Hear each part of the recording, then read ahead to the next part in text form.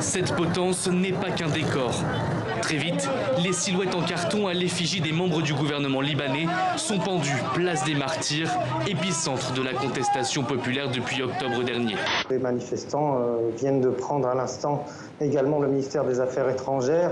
Ils ont appelé à prendre les 30 ministères du gouvernement et également à prendre assaut les domiciles de tous les parlementaires du Liban. Emmanuel Macron réclame une enquête internationale. Le président libanais refuse. Le pays mène sa propre investigation. Des eaux bleu lagon teintées d'une inquiétante couleur noire. Une catastrophe écologique menace le paysage de carte postale de la côte sud-est de l'île Maurice. Des hydrocarbures s'écoulent de ce bateau échoué sur le récif depuis le 25 juillet dernier. Une course contre la montre s'est engagée pour éviter que la coulée ne s'étende davantage. L'appareil, un Boeing 737, transportait 191 personnes au total.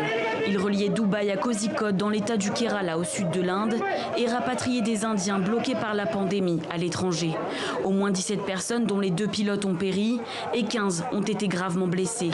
En Afrique, il faut bien se rendre compte d'une chose, c'est que le nombre de cas n'a strictement rien de réel. C'est-à-dire que la réalité, c'est probablement, je ne sais pas, 100 millions, 150 millions de cas, dans la mesure où beaucoup ne sont pas déclarés.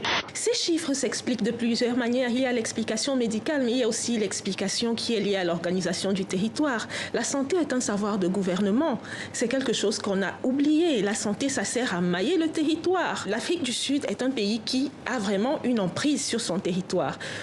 Dans la plupart des pays d'Afrique, ce n'est pas le cas. Nous ne laisserons jamais une foule en colère démolir nos statuts, effacer notre histoire, endoctriner nos enfants ou piétiner nos libertés. En ligne de mire, les mouvements Black Lives Matter et MeToo qui empruntent à la cancel culture.